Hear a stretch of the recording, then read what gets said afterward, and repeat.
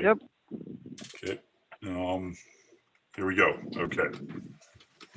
Script for remotely conducted open meetings. As a preliminary matter,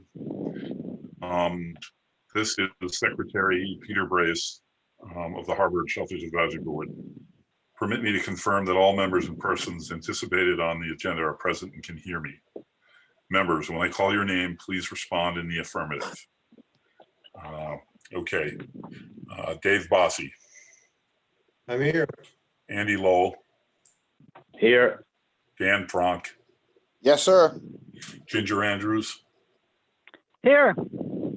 And then as well as staff, when I call your name, please respond in the affirmative. Jeff Carlson. Here. Okay. And then anticipated speakers, well, I just know that that's Jeff. So, okay, introduction to remote meeting.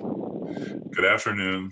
This meeting of the Harbor and Shellfish Advisory Board is being conducted remotely, consistent with Governor Baker's executive order of March 12, 2020, due to the current state of emergency in the Commonwealth due to the outbreak of the COVID-19 virus. In order to mitigate the transmission of the COVID-19 virus, we have been advised and directed by the Commonwealth to suspend public meetings, and as such, the governor's order suspends the requirement of the open meeting law to have all meetings in a publicly accessible physical location. Further, all members of public bodies are allowed and encouraged to participate remotely.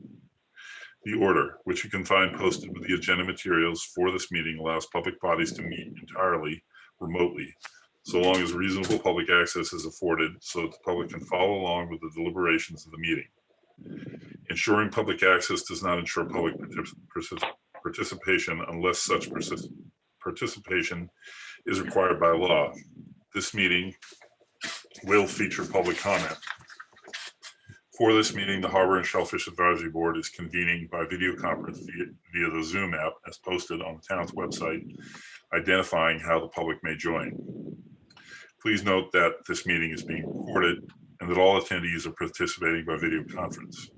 Accordingly, please be aware that other folks may be able to see you and take care not to screen share your computer.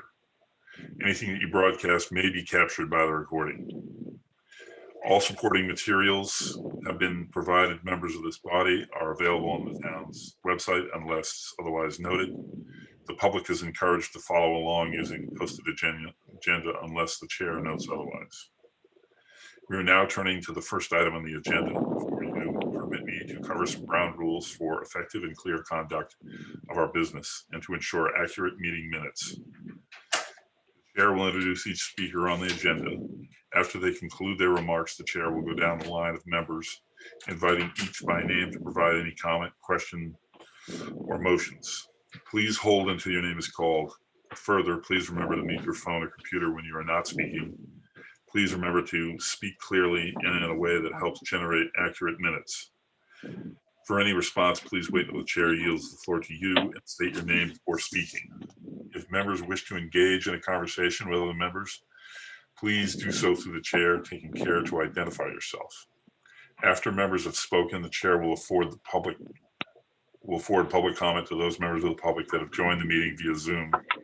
Members of the public who wish to speak must speak their name to be acknowledged by and speak through the chair. Finally, each vote taken in this meeting will be conducted by roll call vote. Okay, all you, Andy.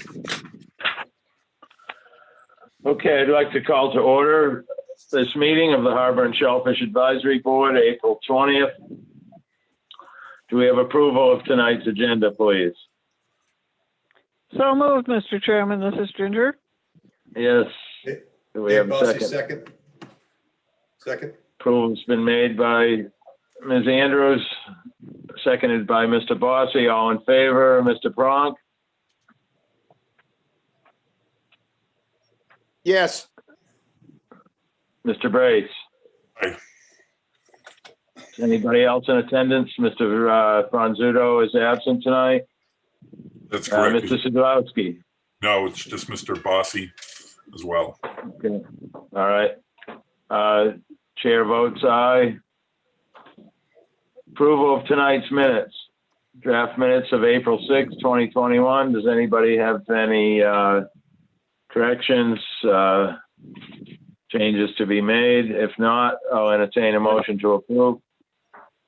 Mr. Chairman, Ginger, please.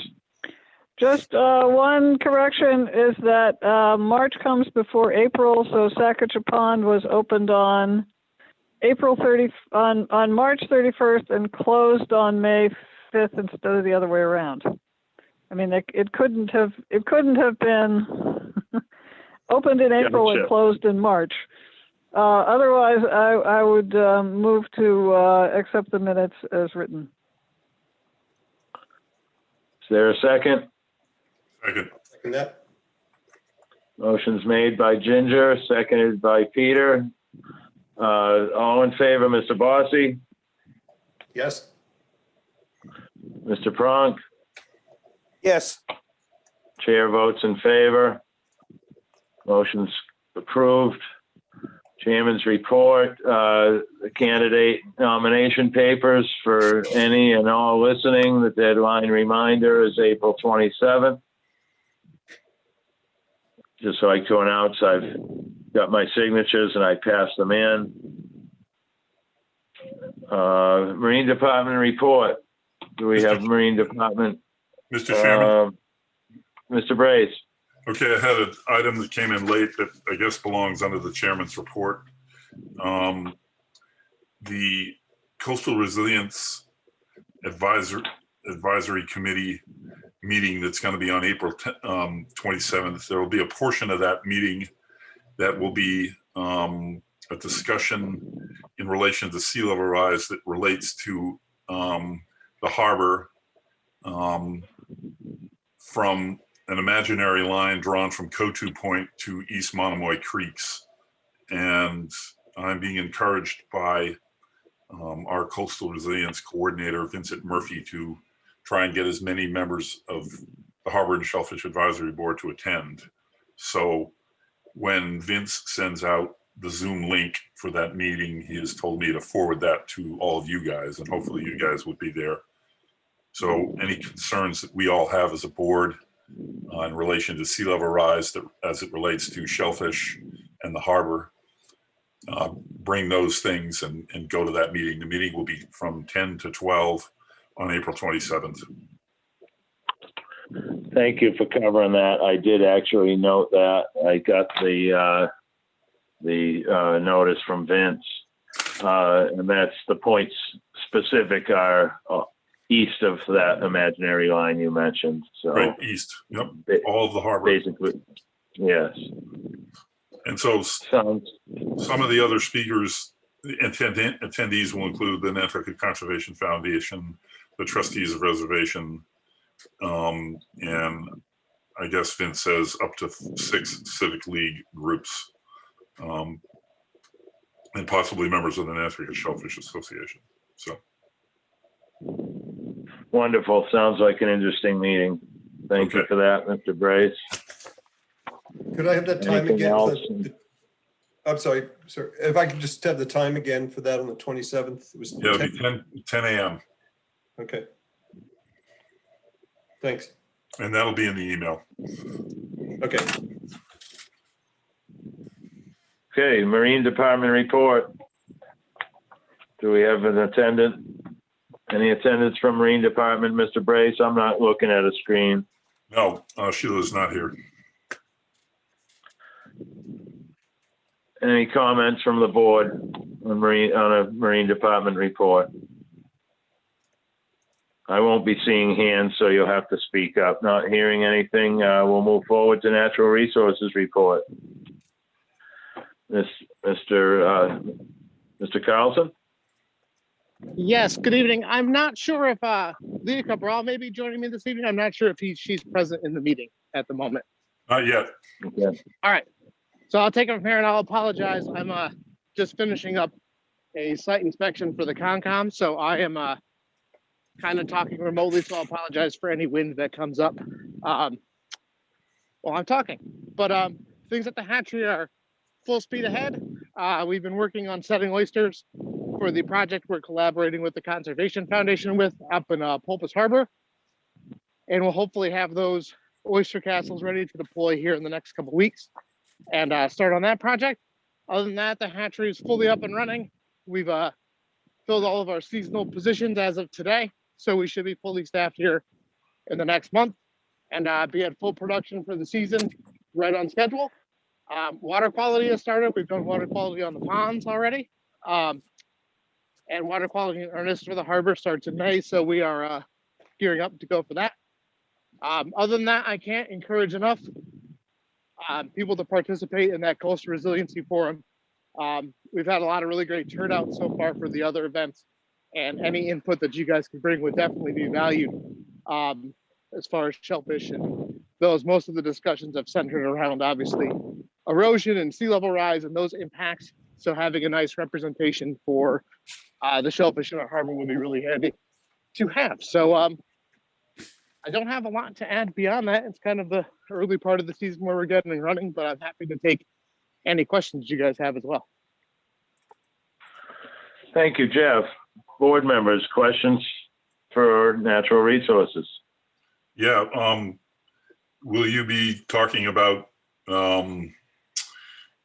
Jeff will be talking about the item down below in old business, the oyster lease permit, when we get to that? Yes, sir. That is part of my intention of being here today, is to discuss that when it comes to it on the agenda. Okay, all right, I'm good then. Anybody else? Questions, comments for Jeff or Natural Resources report? Jeff, just curious if there's any progress in dredging plan. Sure. So we're talking about the dredging plan today as part of the, we have kind of regular check-ins on the hazard mitigation plan. I know that's a lot of plans. And right now the full-fledged inner harbor sediment transport and dredge plan is slated for as a capital item, I believe in fiscal 23, which would start next year, but we have kind of finalized what the scope of work would look like for that. So hopefully when that funding becomes available, we should be good to go. Right now, our estimates are kind of looking at for that whole plan, anywhere from $500 to about $750,000 to get us a kind of 10-year dredge plan that's fully backed and then would be renewable. And we kind of think it's worth the investment. We just have to kind of wait our turn for that funding to become free. Gotcha. Thank you for that. Other board members, questions or comments for Mr. Carlson? Not hearing any. Members of the public? It's your opportunity for questions or comments for Natural Resources. Not hearing any. Moving forward to old business. Update on proposed amendments to boat Airbnbs and liveaboard regulations. I believe we have still have time to before this goes before the select board, and so that's why we've kept this on the agenda in case anybody has anything more they'd like to add or discuss. Now would be the time, board members. If there's anything, speak up. Not hearing any. We will move forward to the oyster lease permit review. And we've kept this on here. We made the vote to terminate the lease if no progress has been made by April 15th. It was almost a unanimous vote with one dissenting. The reason for Mr. Sidlowski's dissension is he felt we were too lenient and wanted to see the date earlier. So, board members, if you have anything, mention that now. Otherwise, we'll hand the mic back over to Mr. Carlson. Not hearing anything from the board. Jeff, if you would, update us. Sure. Good evening, everyone. I just wanted to add in that as of today, went and took a look today that Mr. Lambrick's boat is still under tarps. and is not in the water. And to date, no cages have come out of the water. I did forward an email to Mr. Lowell today that Mr. Lambert packed along, confirming that, hoping that he would be getting some work done on his boat yesterday. Again, it doesn't appear that any significant progress has been made, and we continue to pursue the revocation as required by the regulations for not working your lease for the 3-year time period. And appreciate your time and consideration. Mr. Brace, is Mr. Lembrecht with us tonight? No, he is not.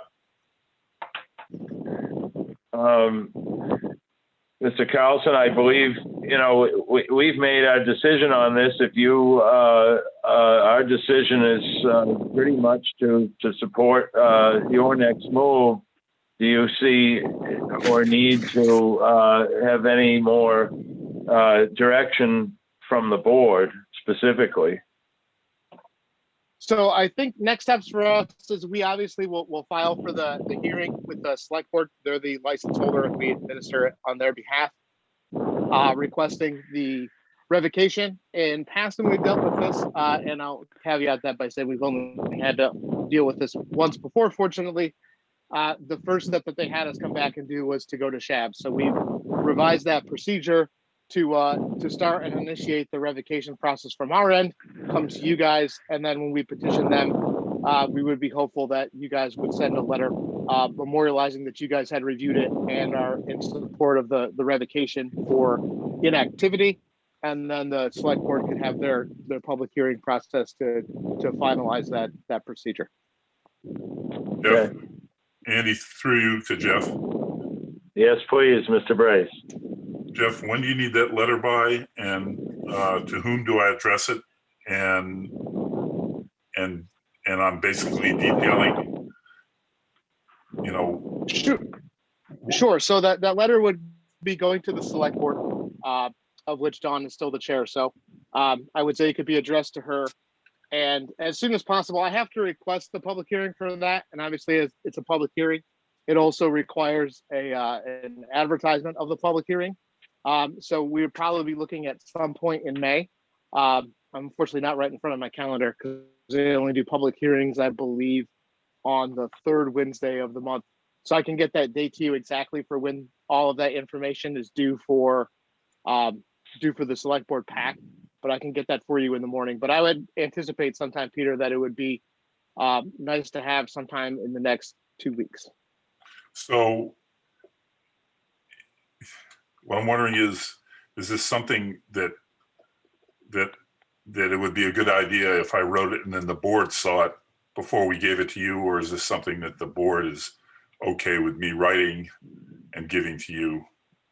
So I guess I think you guys, sorry to interrupt, I apologize. No. I would say there's probably enough time to write it and then have the board endorse it at their next meeting. I believe your next meeting is in 2 weeks, 3 weeks maximum.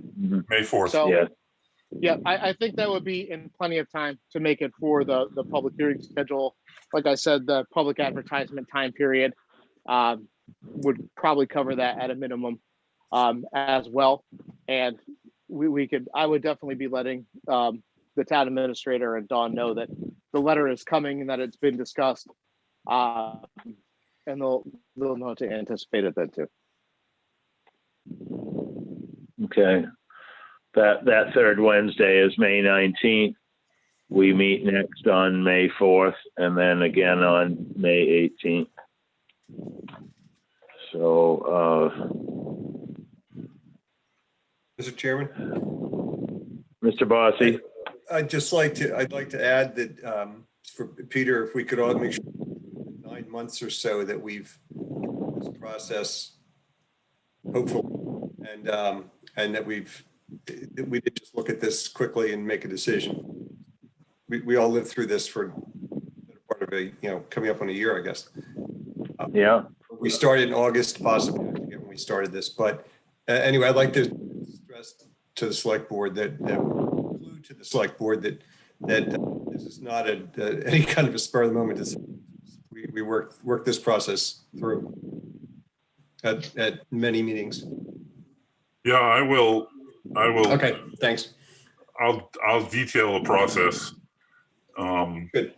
And make sure that they understand that Mr. Lambrecht attended a lot of our meetings, and we checked up on him a lot, and we got the full explanation from Jeff, and we realized what's at stake, and we're not coming down on Mr. Lambrecht in any way. We were just, taking our advice from the Natural Resources Department, and that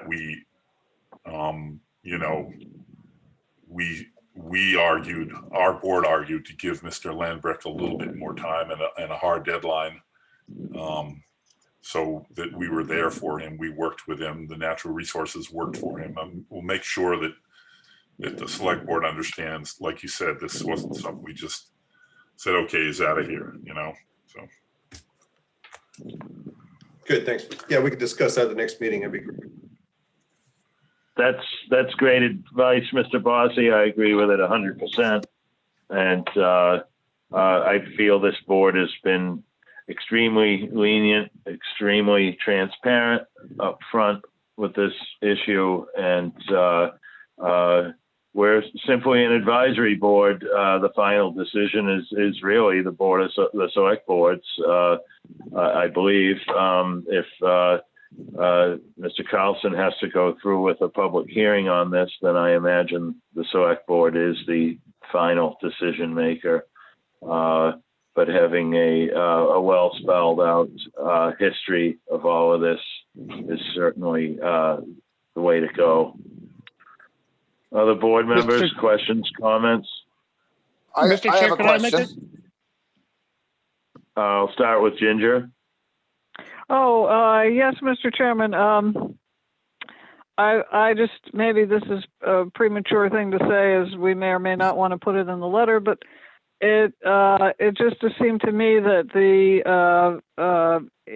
each time that Mr. Lambert spoke to us, he said he just needed another month, and this went on for a number of months, which indicated that he wasn't completely in control of the whole process.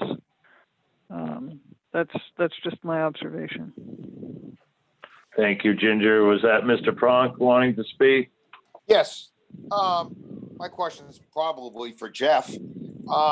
Who's responsible for what's on the bottom there? And if he's going to abandon it, what are we going to do with that? So there's a couple. Ted is responsible.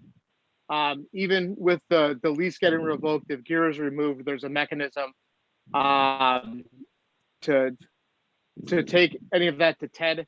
There's also a chance that if someone new inherits the lease, that they're willing to clean it up. But I will assure you that by hook or by crook, somehow that stuff will get off the bottom, hopefully in relatively short order and without as much damage as possible, even if that includes the town having to contract its removal and trying to recoup costs after the fact. Well, the reason I ask is I've got a barge of a boat, and if I can help in the removal of it, I'd be more than happy to, get involved. Yeah, why don't, if that comes to pass, Dan, why don't I'll connect with you offline, and we'll see if we can't set something up to have you help and get you properly compensated for. Well, for whatever. I just don't do that. I just assume get that crap off the bottom, No, and I think make we're it- all in agreement, and I know we have some video footage and have tried to document it as best possible, including both kind of over the top surveys by boat, and then we put a couple divers through the areas as well. Yeah. So I think we have a pretty good handle on it to mark it all and get it all removed. But it is our intention to be sure that it all gets out of the water. And just really quickly, go ahead. Oh no, I was going to say, and to be clear too for everybody, is once that license is free again and those lease areas are free again, they are open to obviously anyone who happens to be on the wait list first, and then beyond there it becomes open to the public for someone who can provide a production plan and go through the process of gaining permits that may be interested in getting started. and kind of beginning their career as a potential aquaculturist. I just think that we should leave that area for whoever gets their hands on it next in the best possible condition that we can, by removing all that. And like I said, if I can help in any way, I'm in. So Definitely. Well, I will definitely be in touch, Dan, and I sincerely appreciate the offer. good enough. Thank you. Yes. Dan, thank you for that offer. Any other board members want to chime in on this topic while it's still on the table? If not hearing any, at this point, Mr. Carlson, you don't need any more action from our board, I don't imagine. No, and Until- I appreciate the time and all the thought and effort you guys have put into this. I know it's like the least fun part of the board, and I know it's one of the least fun parts of my job that we have to do this on occasion. So I really appreciate the time and thought you put into it. You're exactly right, Mr. Carlson. It is difficult, and your position in this course we rely on greatly, and getting into these situations is never comfortable. I think we were all hopeful that things would have come together a little differently. But anyhow, if there's nothing else on the oyster lease permit review, we will move forward to excessive sand and scallops dredging plan. Mr. Carlson just updated us on dredging plan. This, being something in the future, something I like to keep on the agenda. Well, you can always just skip right through it if there's nothing new to add. So if there's anything the board would like to mention, now's the time.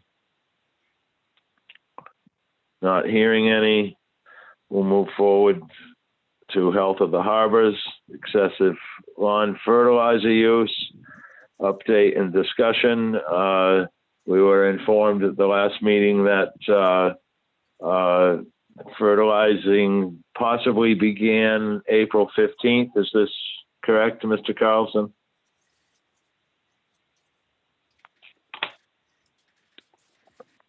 Hello? Did I lose you all? I can hear you. Yeah, Jeff's All on right. mute. All right. Not sure how to get his attention. So, anyhow, I'll send him. we'll move. I'll send him a chat. All right.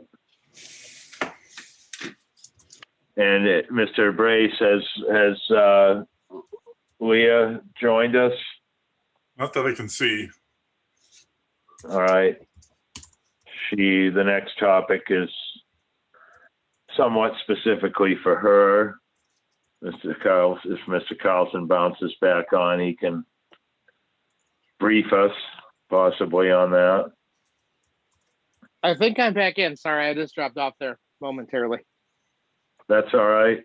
Thanks, Mr. Carlson. When did fertilizing begin? Was it April 15th? Yes, sir. Fertilizer starts on April the 15th for us on Nantucket. Okay. All right. Anything new to add? You put on some more seminars. Feeling comfortable at this point, or hopeful to add some more regulations or restrictions in the near future?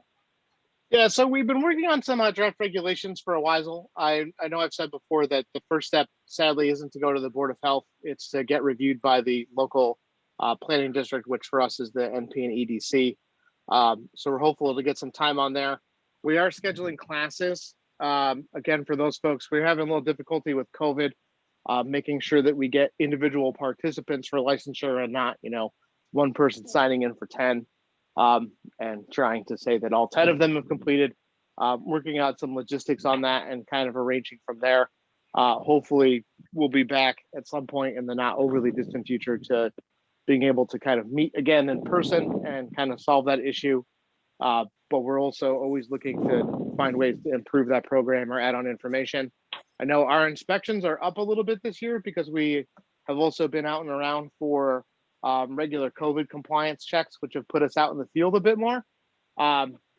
So we've been able to ramp up a bit more. I know our inspection schedule prior to the 15th, there's usually one or two of us that were getting around the island, and this year, due to the help with COVID folks, primarily being from health, where this regulation originates from, we probably had 5 or 6 people in the field pretty regular, checking landscape crews and construction crews. But when we were checking landscape crews to also make sure that no product was going down or anything. So we're actually a little bit up and have been pretty successful this year.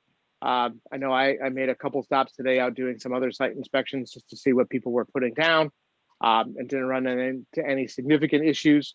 So far so good. That being said, it's also 5 days into fertilizer season and we have a few months to go before we finish up. But we're definitely out and around. Thank you, Mr. Carlson. Any comments from the board on fertilizer use? Yes, I've got one. Dan? Jeff, can you deputize some of us? So we've actually looked into that before, Dan. It's funny you asked that. You can get people made agents of the Board of Health. To be perfectly honest, the biggest problem that we have enforcement wise is the fact that the regulation doesn't allow for governmental trespass. So we don't have access to private property without either being invited on or by other means. So we could obviously go on by warrant if we really wanted to go down that path. So the problem we run into all of the time is if you're on a larger property and the landscapers drive down a long driveway, you just simply you can't see them, or if you can, unless you can get their attention and have them invite you on, we don't necessarily have a legal means to trespass, and it's been frustrating to deal with. So we've talked about everything, and some of it we talked about for the regulatory revision even included provisions like if you're applying fertilizer, kind of what you have to do for like Concom, where you have to put your DEP sign out on the front of the property that says, hey, I have a permit, I'm doing work. If you're putting out fertilizer, you need to put a sign at the end of the driveway that says, we are applying fertilizer today. And then you can either figure out what you want to put on there, but at least then you know where people are and Right. who is doing it, and you can try to follow up. We've talked about increasing kind of reporting and monitoring requirements with that too, to try to tackle this issue. But unfortunately, I know I enjoy private property rights like everyone else does for private property.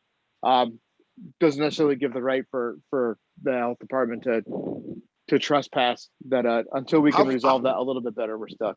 How about a couple ghillie suits? Well, that unfortunately, if you get caught, you get into a little sticky point. Trust me, we have joked and talked about everything, even to the point of, when you come and pick up your fertilizer license, having whoever you're working for, right? So if you work for, I just make up a landscape company name, Landscaper A, when you get your license, you consent to inspections on any property that you're working. Yeah. But our town council had a little meltdown about a company surrendering someone else's private property rights for them. But we've approached that subject and we're trying to get crafty and figure out a way to have a consent. We have some private property owners that have actually sent in written consents for us to inspect their property at any time for fertilizer. Oh, I'm sure. Yeah. That doesn't surprise me. But we Mr. definitely Chairman? encourage that, but it's definitely a problem. Okay. Mr. Chairman? Ginger. Yeah. I was wondering if there's a way to, can you say see from the shore, or if you're in a boat, say when the tide is low, there are distinct areas of green slime in front of certain properties. Can you make any inferences from that would that would give you more Yeah, I mean, we definitely have holdover properties people? that we've noted and things that are there. And we've talked about doing similar things. The issue that we have for some of those is also, and not to give a concrete example, we were looking at a property at one point, and it turned out that their nutrient issue was more related to their septic system and the fact that their septic system had failed than it had been related to synthetic fertilizers at the time. So there's a little bit of a double-edged sword, but that was also one where, you know, we were seeing some nutrient issues in some areas, actually in a wetland adjacent to the property first, and we're able to kind of step through the process and figure out why we were seeing some of the bad things we were seeing. So we definitely take note of signs like that in the environment if there's things that are of concern. All right. Well, all right. I'm happy. Oops. Happy to hear that this is high on your radar and lots of ideas are being shot around, and hopefully more improvements are made in the future. Anybody else on this topic? Did I lose everybody, or am I heard? We're still here. We're all here. All right. Okay. If there's nothing else on lawn fertilizer, next item, FDA shellfish taking, prohibition in mooring fields. Jeff, this was Leah's thing. Anything to add with this tonight? I don't think I have anything to add at the moment. We're kind of working on a list with marine fisheries. And Leah's kind of been our point on that, but I'll definitely have her send an email update out to the board probably tomorrow or the next day, just for at least people to read, and then we can discuss it again at the next meeting. Wonderful. All right. If there's nothing else under health of the harbors, the board would like to discuss. Jeff, one question. Are you still there?